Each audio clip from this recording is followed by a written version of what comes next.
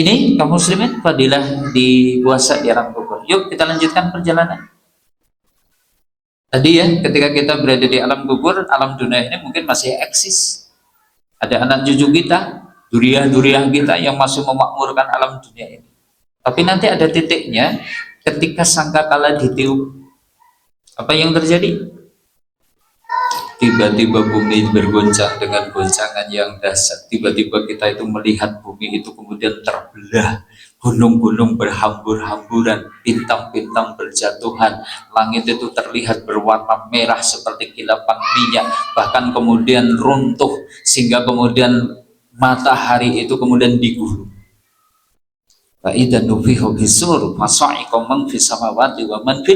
Ketika sangkakala ditiup, sudah binasa seluruh makhluk yang ada di langit dan yang ada di bumi. Malaikat mati, jin-jin mati, manusia mati, hewan-hewan baik yang mungkin binatang laut, mamalia, unggas, bahkan mungkin binatang-binatang bersel satu, semuanya mati. Bumi digenggam oleh Allah, langit digulung. Hening, suasananya sepi, tidak ada pergerakan di alam semesta. Sampai Allah kemudian berfirman, Ainal jabbaruna, ainal mutakabbiruna. Mana nih orang-orang yang selama ini sombong? Mana nih orang-orang yang selama ini ingkar, enggan tunduk taat kepadaku? Dipanggil sama Allah. Ada jawaban? Ada jawaban? Enggak, diam, semuanya hening. Kenapa? Semuanya sudah binasa, semuanya sudah mati. Dan ini dibiarkan oleh Allah dalam kurun waktu 40. Cuma kita tidak mengetahui 40 hari, 40 bulan, atau 40 tahun. Yang jelas Nabi bersabda, Baina nafhotain arbaun. Jarak antara dua tiupan 40. Nah, sampai akhirnya nanti Israfil dihidupkan lagi, sangkakala kemudian diserahkan lagi kepadanya, disuruh ditiup sangkakala lagi. Wa nufiha fihi ukhra, ditiuplah sangkakala itu sekali lagi, fa idahum qiyamun yang turun. Tiba-tiba orang itu kemudian bangkit dari kuburnya, nunggu penghisapan. Tadi bumi sudah hancur, diganti dengan bumi yang baru, diganti dengan langit yang baru, dengan kondisi yang sangat dahsyat. Bumi mahsyar itu berwarna putih. Yusaruna sayumal kiamati alal ardi baido. Besok manusia dikumpulkan pada hari kiamat itu di bumi yang tanahnya berwarna putih, datar, tidak ada lagi gunung, tidak ada lagi bukit, tidak ada lembah, semuanya rata, tidak ada lagi benua, tidak ada lagi pulau, dikumpulkan di satu dataran yang sama. Sementara matahari didekatkan di atas kepala kita. Sementara kita dikumpulkan dalam keadaan hufatan huratan hurlan, tidak beralas kaki, telanjang belum dihitan. Sementara hari itu yaumaladilla iladilluh, tidak ada naungan kecuali orang yang mendapatkan naungan dari Allah. Manusia merasakan penderitaan yang sangat. Dan ini dalam satu riwayat disebutkan dibiarkan sama Allah dalam kurun waktu yang dikehendakinya. Ada ulama yang mengatakan dibiarkan dalam kondisi seperti itu selama 250 tahun. Dibiarkan. Nah, disinilah kemudian orang itu mencari-cari, adakah sosok yang bisa memberikan syafaat. Terpilih Nabi kita, Nabi Muhammad SAW. Syafaat itu ada dua, syafaatul udma, syafaat yang agung. Titik tempatnya ada di sini. Yang bisa ngasih cuma Nabi SAW. Tapi ada syafaat yang lain, yaitu syafaatul am. Ini nanti keberadaannya ada di sepanjang perjalanan sampai ke surga. Fungsinya apa? Syafaatul am bisa menjadi sebab orang yang mestinya masuk neraka jadi nggak masuk neraka gara-gara syafaatul am. Orang yang mestinya disiksa berat di neraka jadi ringan gara-gara syafaatul am. Orang yang kebaikan dan keburukannya itu imbang, nggak bisa masuk surga gara-gara dosanya, nggak bisa masuk neraka gara-gara kebaikannya, jadi bisa masuk surga gara-gara dapat syafaat. Orang yang derajatnya rendah di surga bisa jadi tinggi gara-gara syafaat. Ini syafaatul am. Yang bisa memberi ya syafaat yang jenis itu siapa? Nabi dan Rasul selain beliau. Para sidikin, syuhada, sholihin bisa ngasih. Para ulama, para kiai, para ustadz bisa memberi. Jenengan punya putra kok hafal Quran bisa memberi syafaat. Jenengan punya anak yang meninggal belum balik, dia juga bisa memberi syafaat. Termasuk amal puasa bisa memberi syafaat. Maka disebutkan di dalam riwayat Ahmad, ya, Hakim, Tobroni, hadis ini hadis hasan sahih. Asyam wal Quran yasfa'ani li abdi yaumil qiyamah. Puasa dan Al-Quran kelak itu akan memberikan syafaat kepada seorang hamba pada hari kiamat. Puasa itu bisa bicara, puasa itu bisa ngomong. Ayi Robi, mana tuh huto ambas sahabat binahar. Ya Tuhanku, orang ini jadi tidak makan dan jadi menahan sahabat gara-gara saya. Wasafi nefihi, beri dia syafaat karena aku ya Robi. Puasa bisa ngomong, Bapak Ibu. Masuk akal? Puasa bisa ngomong, masuk akal? Ya mungkin nggak masuk akal. Tapi tadi memang urusan akhirat seperti itu. Itu kan kata Syaikhul Utsaimin kan gitu. Perkara akhirat itu tidak bisa dilogikakan. Hampir semua urusan, gitu kan. Apa yang tidak masuk akal di dunia itu hal yang sangat mungkin terjadi di akhir. Puasa bisa ngomong, iya. Jangankan ketika di akhirat, wong di alam kubur, amal soleh kita saja berubah jadi makhluk. Betul? Kan ada hadisnya kan, gitu kan. Jadi orang yang sukses menjawab pertanyaan malaikat man robuka, man dinuka, man nabiyuka, nanti langsung dikasih fasilitas sama Allah. Fa'afrisu minal jannah. Beri dia permadani dari surga. Jadi ternyata orang beriman ya, kelihatan di kuburan, mungkin di kuburan sana itu di tempat yang sepi, lembab, becek. Sebenarnya orang beriman tidur di atas permadani. Wa albisuhu minal jannah. Beri dia pakaian-pakaian dari surga. Kita masuk kuburan, modalnya pakaiannya sama. Apa? Mori. Bahan yang mungkin paling murah, tapi orang beriman besok diganti dengan pakaian-pakaian dari surga. Faftahu lahu baban ilal jannah, bukakan ke kuburnya pintu-pintu menuju ke surga. Belum boleh masuk. Tapi harum sejuknya surga itu masuk ke kuburan orang itu tadi. Ditambah tiba-tiba tuh summa ya'ti rajulun hasanul wajhi hasanus siyabi tiburihi, tiba-tiba masuk ke kuburan orang yang beriman itu, orang yang mukanya bagus, pakaiannya bagus, harum baunya. Ternyata siapa? Ketika orang beriman itu nanya, man anta fa wajhuka wajhu yajibil khair, Anda siapa ya? Dari wajah Anda kok kayaknya Anda membawa kabar yang menyenangkan. Dia kemudian menjawab, ana amalukas soleh, saya amal soleh Anda. Ternyata amal soleh besok berwujud menjadi sosok yang menemani kita di alam kubur. Dan nanti bacaan Quran dan puasa pada hari kiamat juga akan berkata-kata, memintakan syafaat untuk pelakunya. Dari situ kita beruntung. Ketemu Ramadan, bisa puasa. Kita berharap besok akan dapat syafaat. Pertolongan. Kaum muslimin, kita lanjutkan perjalanan. Setelah syafaatul udma, inilah ada fase hisab. Saat segala nikmat, segala perbuatan akan dimintai pertanggungjawaban. Summa latus alunna yauma'idin anin na'im. Kemudian pada hari itu segala nikmat itu akan ditanyakan. Sehingga kita yang dikasih umur 70 tahun di dunia besok akan ditanya, umur kamu sudah dihabiskan untuk apa? Kita dulu dikasih waktu masa muda, badan sehat, fisik prima, akan ditanya, masa mudamu sudah digunakan untuk apa? Kita di dunia dikasih rezeki sama Allah, total aset yang kita miliki misalnya 1 triliun. Tanya? Senang? Besok akan ditanya, 1 triliun itu kamu dapat dari mana? Akan diteliti setiap rupiah yang kita miliki. Maka hari itu baru jenengan menyesal, ngerti aku main aku jadi wong melarat, jadi hisapnya gampang. Halo, terus naik sing dinten iki kok melarat jenengan bersyukur saja lah. Insyaallah ngambil hisapnya berapa? Enteng Pak, cepet. Itu. Bulan naik sing kakean duit apa-apa nggih, berarti dikirim makan gen kula nggih mboten apa-apa gitu kan. Karena orang miskin itu hisapnya deh. Ternyata kalau sudah urusan harta tidak cuma dari mananya tuh kita ditanya, bahkan akan ditanya sudah digunakan untuk apa tuh 1 triliun itu. Jangan-jangan untuk membackingi kezaliman, membackingi kemungkaran. Jangan-jangan yang digunakan untuk mendanai kemungkaran dan kemaksiatan. Wong yang disia-siakan saja besok akan menjadi pemberat hisab kita. Sampai pertanyaan yang kelimanya adalah tentang ilmu yang kita miliki, mana yang sudah diamalkan. 5 pertanyaan belum terjawab. La tazulu qadamu 'abdin min indi rabbih. Seseorang itu tidak akan bisa bergeser tapak kakinya dari sisi Tuhannya sampai 5 perkara itu terjawab.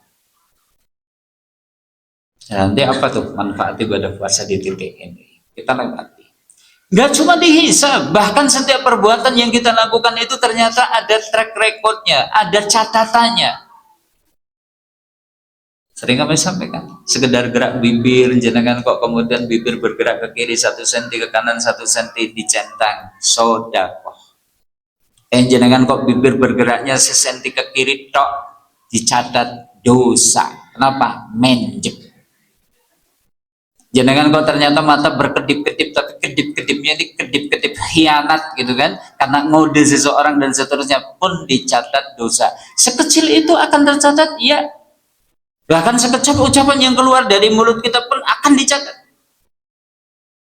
Sehingga orang yang banyak berbuat dosa begitu mendapatkan kitab catatan amal itu langsung berteriak, ya wailatan amali hadal kitab, tuh kitab apa ini, celaka saya, la yuhadiru sohirotan wala kabirotan ila ahsoha, yang tidak meninggalkan satu perbuatan kecil maupun besar, semuanya ada catatannya. Wa yajidu ma'amilu hadiron, dia dapati semua yang dia perbuat ternyata hadir, ada tuh di dalam kitab catatan amal. Nanti kita tengok apa manfaat puasa di titik. Penghisaban nggak cuma itu, bahkan masih ditambah, semua amal akan ditimbang. Sehingga orang yang berbuat bajik sekalipun nilainya seberat darah, wa may ya'mal misqala dzarratin saron khairon dulu ya. Siapa yang melakukan perbuatan kebajikan sekalipun itu nilainya seberat biji zarah, ya rohu, dia pasti akan melihat dampaknya. Tapi kebalikannya pun, siapa yang melakukan tindak kejahatan sekalipun nilainya seberat biji zarah juga akan melihat dampaknya. Inilah mizan. Nah, sekarang di titik-titik ini apa sih manfaat ibadah puasa? Satu ini, Nabi itu sebutkan, biso'imin farhatani yafrahuhuma. Bagi orang puasa ada 2 kegembiraan yang akan menggembirakannya. 1, ida aftoro, ketika buka. 2, wa ida laqiya robahu, ketika bertemu dengan Tuhannya, fariha bisaumihi, dia itu bahagia dengan puasanya. Tadi yang pertama, bahagianya kapan? Saat berbuka. Betul?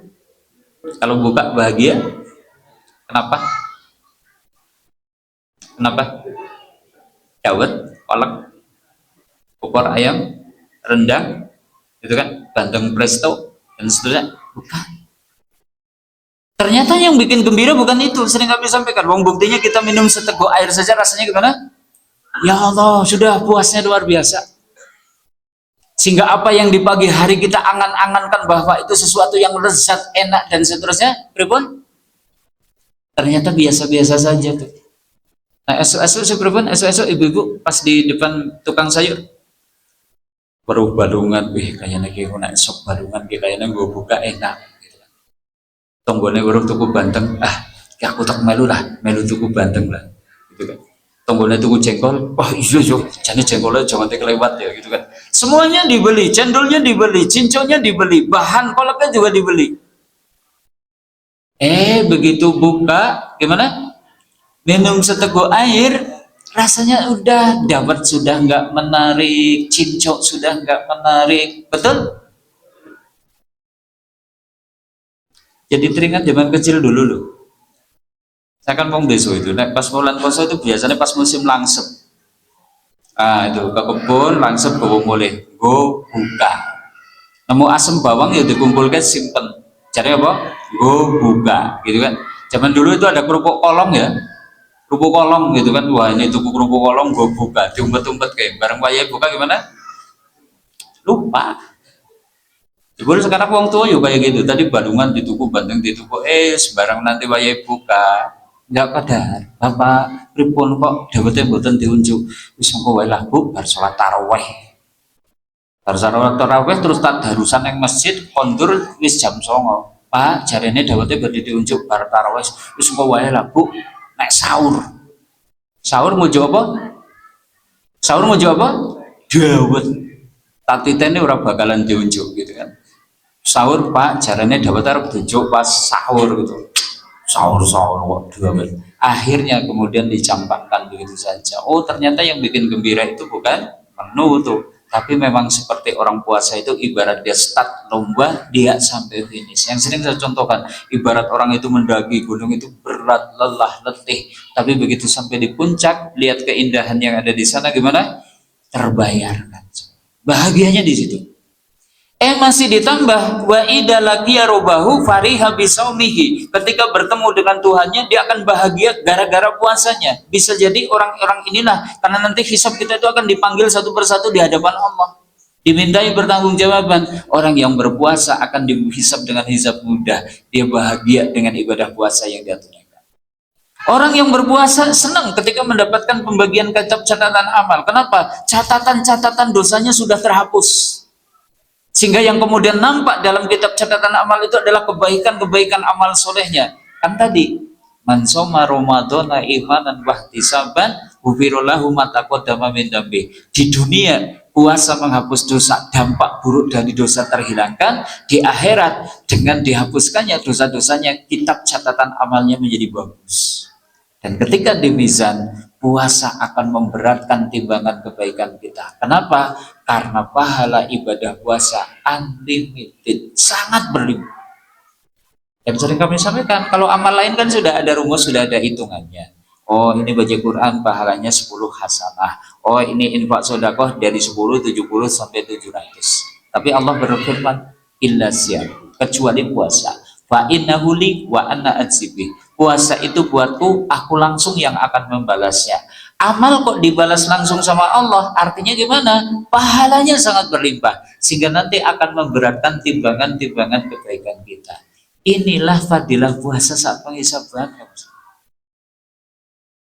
Makanya sekali lagi, masih diberi rezeki ketemu Ramadan, bahkan kita sudah sampai di hari yang ke-6, disyukuri.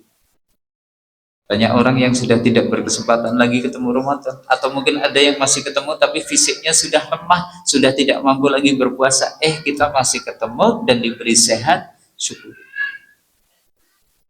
Kita lanjutkan perjalanan kaum muslimin muslimat. Lihat ini garis biru, ini adalah orang beriman melewati fase-fase ini. Ini garis kuning, ini adalah orang kafir, juga melewati fase-fase yang sama. Cuma nanti bedanya orang beriman dengan orang kafir apa? Orang kafir nggak berhak dapat syafaat, sehingga ini terlewati. Orang kafir itu hanya akan sampai ke mizan, langsung digiring menuju ke neraka.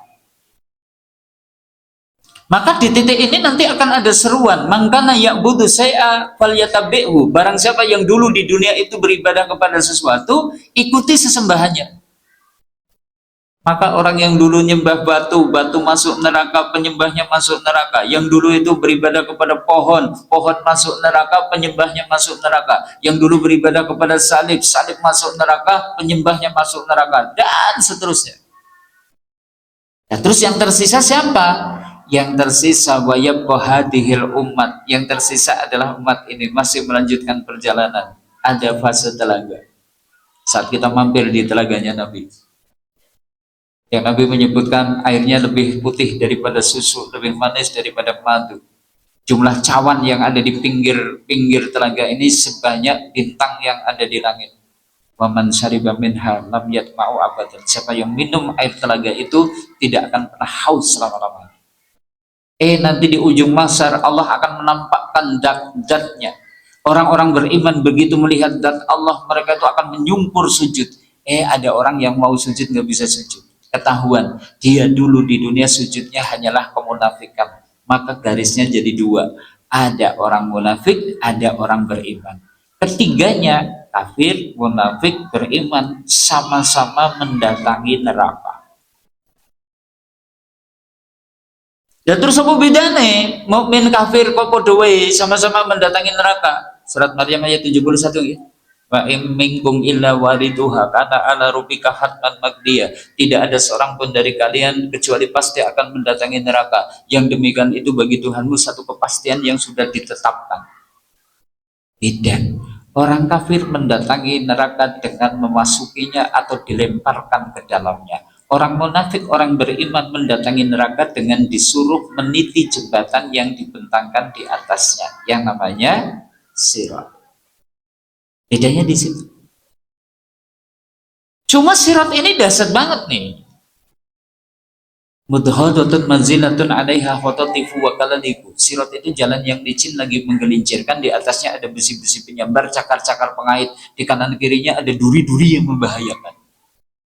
Kata Abu Sa'id Al-Khudri, balahoni annahu adaku minas sa'ra wa ahadu minas sayf. Telah sampai kepadaku bahwa sirat itu lebih tipis daripada rambut, lebih tajam daripada pedang. Fudail bin Iyad pernah mengatakan bahwa sirat itu panjangnya 15.000 tahun perjalanan. Dan ternyata di bawah sirat itu apa? Api jahanam, neraka yang bisa menyambar orang yang lewat di atasnya. Di hari itulah baru jenengan nyadar, ya Allah, alhamdulillah rumiyin kula teng taun 2020 tasih gesang tasih saged pinanggi Ramadan, saya bisa puasa. Hari itu dia merasakan puasa itu ternyata bisa jadi tameng dari api neraka. Asyamu junatun yastanjinu bihal abdu yaumal qiyamah. Puasa itu adalah perisai yang akan menjadi pelindung bagi seorang hamba besok pada hari kiamat. Salah satunya ketika kita menyeberangi sirat. Karena tadi di bawahnya api jahanam itu bisa menyambar tuh orang yang ada di bawah, di atasnya. Tamengnya. Bahkan dalam riwayat Bukhari kan disebutkan, man soma fi sabilillah, siapa yang berpuasa di jalan Allah, illa ba'adallahu bidzalika wajhahu 'anil nar sab'ina kharifan, kecuali Allah akan jauhkan wajah orang itu tadi dari api neraka sejauh 70 tahun perjalanan. Puasa kita dijauhkan dari api neraka. Berarti harapannya gimana? Ya sudah, kita termasuk orang yang melewati sirat mungkin sekedip mata. Kita bisa melewati sirat itu mungkin secepat kilat. Kita mungkin bisa melewati sirat itu seperti angin yang bertiup, atau seperti naik kendaraan balap dan seterusnya.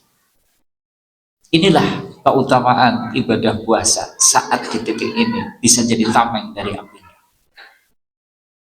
Selamat melewati sirat, belum selesai, ada cegatan al-qantar. Di sini diapakan? Dipisos. Yang dulu utang nggak bayar dituntut balas di sini. Sing jenengan teng warung kantin dahar bakwan limo ngakune loro dituntut balas di sini. Sing senenge ngrendengi tonggo dituntut balas di sini. Sing senenge nuduh-nuduh fitnah-fitnah dituntut balas di sini. Makanya di sini nanti ada titik di mana orang itu akan bangkrut, nggowo ganjaran sholat, poso, sedekah, tek-tekan. Sebab napa? Lisane ora iso dijogo, seneng larani tiang sanes dengan menjatuhkannya tuduhan-tuduhan dengan guncingan. Tangannya ternyata ringan, suka mungkin memukul orang, celemer, senang mendet barang tiang sanes. Tadi transaksi utang piutang ternyata tidak amanah, dituntut balas di sini, diambil pahala kebaikan. Baru nanti ketika kita itu bersih dari segala dosa, nah ini puncaknya kemenangan kita, ya ini jannah. Dan apa hebatnya ibadah puasa? Ibadah puasa itu ternyata salah satu amalan yang dengannya mudah mengantarkan orang itu ke surga. Sehingga Nabi pernah ditanya oleh seorang sahabat, ya Rasulullah, dullani ala amalin adhulu bihil jannah. Ya Rasulullah, tolong tunjukkan kepadaku suatu amalan yang dengannya bisa mengantarkanku ke surga. Dijawab sama Nabi, alaika bisaum, lam isladahu, berpuasalah, karena puasa itu tidak ada tandingannya, tidak ada amal yang semisal dengannya. Kata Nabi gitu. Bisa jadi amal andalan untuk masuk surga. Karena amal yang lain kan biasanya butuh prasyarat, tidak semua orang bisa itu. Untuk jadi ahli infak, ahli sodakoh, ahli haji, ahli umroh, kayaknya butuh sugih. Tidak semua orang bisa. Untuk bisa mungkin menebarkan ilmu dan seterusnya, kayaknya butuh pinter. Tapi kalau puasa coba, wong pinter bisa puasa, orang bodoh bisa puasa, orang kaya bisa puasa, bisa, orang pelarat bisa puasa, bisa, pejabat bisa puasa, bisa, rakyat jelata bisa puasa, bisa. Oh, bisa jadi amal andalan banyak orang untuk masuk surga, puasa. Bahkan yang paling spesial, nanti orang yang berpuasa berhak masuk jannah melalui pintu spesial. Pintu apa? Pintu royan. Inna fil jannati babun yuqalu laha royan. Sesungguhnya di surga itu ada satu pintu yang disebut dengan pintu ar-royan. Yadkhulu minhu shaimuna yaumal qiyamah. Dari pintu inilah orang yang puasa itu akan masuk surga. Tidak ada orang yang lain yang tidak boleh masuk. Begitu orang yang puasa masuk, pintu ini ditutup, dikunci. Sudah, tidak bisa dilewati. Apa spesialnya ar-royan? Wa man dakhallaha syariba, siapa yang masuk melalui pintu ini pasti langsung disuruh minum. Wa man syariba lam yatma'u abadan, siapa yang minum tidak akan pernah merasa haus selama-lamanya. Kayaknya jadi bayaran karena kita puasa itu menahan lapar, menahan haus dan seterusnya. Inilah Bapak Ibu manfaat puasa dari dunia, di alam kubur, saat penghisaban, saat meniti sirat, bahkan saat masuk surga. Semua ada peran ibadah puasa di situ. Maka kembali yuk kita munculkan dalam diri, ketemu Ramadan syukuri. Tunaikan puasa dengan sebagus-bagus puasa. Karena kita nggak tahu nih, Ramadan ini kita dapat jatah berapa hari nggak tahu. Jangan dikira pasti kita sampai selesai, belum tentu Pak. Ada yang cuma mungkin dapat Ramadan itu cuma 3 hari, ada yang cuma 10 hari, ada yang mungkin 25 hari. Tapi andai besok kita masih dibangunkan oleh Allah, roh dikembalikan ke jasad kita, yuk kita berpuasa dengan kualitas yang bagus sehingga kemudian tadi kita mendapatkan itu semua. Dan bukan tidak mungkin hari ini kita diberi kesempatan sama Allah ketemu puasa sampai selesai, sampai Ramadan, bahkan mungkin masih berhari raya, tapi tidak jaminan kalau kita masih bisa ketemu dengan Ramadan yang akan datang. Maka jangan sia-sia. Dari situ kaum muslimin, waspadalah. Karena Nabi justru bersabda, kam min shaimin laisa lahu min syami'il ju'. Berapa banyak tuh orang yang berpuasa nggak dapat apa-apa dari puasanya kecuali, artinya gimana? Dia puasa tapi tidak jadi tameng saat di alam kubur dari malaikat penyiksa kubur. Dia puasa tapi tidak kemudian berhak dapat syafaat. Dia puasa tidak kemudian dimudahkan hisabnya, tidak kemudian bagus kitab catatan amalnya, tidak kemudian berat timbangan kebaikannya. Dia puasa bahkan ketika di atas syirat pun dia tidak punya pelindung dari api neraka. Bahkan dia pun tidak layak masuk jannah melalui pintu spesial, pintu ar-rayyan. Bahkan puasanya hanya dapat lapar saja. A'udzubillah. Di antara dosa-dosa yang paling merusak, sering kami ingatkan, lisan. Apa? Lisan. Man lam yada' qaula zur wal amal bi, siapa yang tidak bisa meninggalkan ucapan-ucapan dusta dan juga perbuatan-perbuatan dusta, falaisa billahi hajatun fi ayyada ta'amahu wa sarabahu. Allah mboten ngersake ngene tiyang wau mboten dihar mboten. Allah mboten ngersake puasanya orang itu jika puasa ternyata masih bohong, jika puasa ternyata masih menggunjing, jika puasa ternyata masih nuduh-nuduh, jika puasa ternyata jualan masih juga apus-apus, mungkin curang dalam takaran dan timbangan, mungkin bikin oplos-oplosan. Tadi ya, kalau miras oplosan dampaknya ternyata masih sebagian kecil warga saja, tapi kalau pertalit oplosan gimana? Itu bukan oplosan Ustadz, itu kan bending ya namanya ya bending. Jadi itu bahasa ilmiah, jadi men wong bodoh ki orang mudeng karepe nek dioplos itu, padahal nek diterjemahke bahasa Jawa bending itu apa? Yang ngoplos. Cuma bahasanya bending, jadi kemudian ditambahin sesuatu supaya kemudian jadi pertama gitu dan seterusnya. Mohon maaf ini kaum muslimin dan saudara, mungkin ini gaji kita ya, sifatnya hanya sekedar mengingatkan bahwa puasa itu dahsyat banget gitu. Sehingga kemudian mestinya kita itu mensyukuri nikmat perjumpaan kita dengan Ramadan. Ini saja dulu kaum muslimin dan saudara ya, kaji kita di sore hari ini. Sengaja mungkin refresh materi-materi lawas supaya menyegarkan kembali, menyemangati kembali. Semoga puasa kita diterima sama Allah. Dan jangan lupa sebelum nanti berbuka, tolong doakan saudara kita yang ada di Palestina, karena mereka hari ini pun lagi ada tantangan baru lagi tuh, yaitu apa? Israel ngancem bantuan kemanusiaan nggak boleh masuk ke sana, sehingga nanti kayaknya Ramadan, Syawal mestinya kita berhari raya, bahkan ada saudara kita yang mungkin mau buka aja susah. Kita mungkin sedang berhari raya, mungkin ada saudara kita yang ternyata mungkin bahkan mungkin nggak bisa makan dengan cukup, tidak bisa beli pakaian baru dan seterusnya. Tolonglah doakan untuk saudara kita yang ada di sana, mumpung Ramadan dan doa-doa mustajab. Demikian dari kami, kami papunten kalau ada tutur kata yang kurang berkenan, ada benarnya dari Allah, ada salahnya dari diri kami pribadi. Billahi taufiq wal hidayah. Assalamualaikum warahmatullahi wabarakatuh.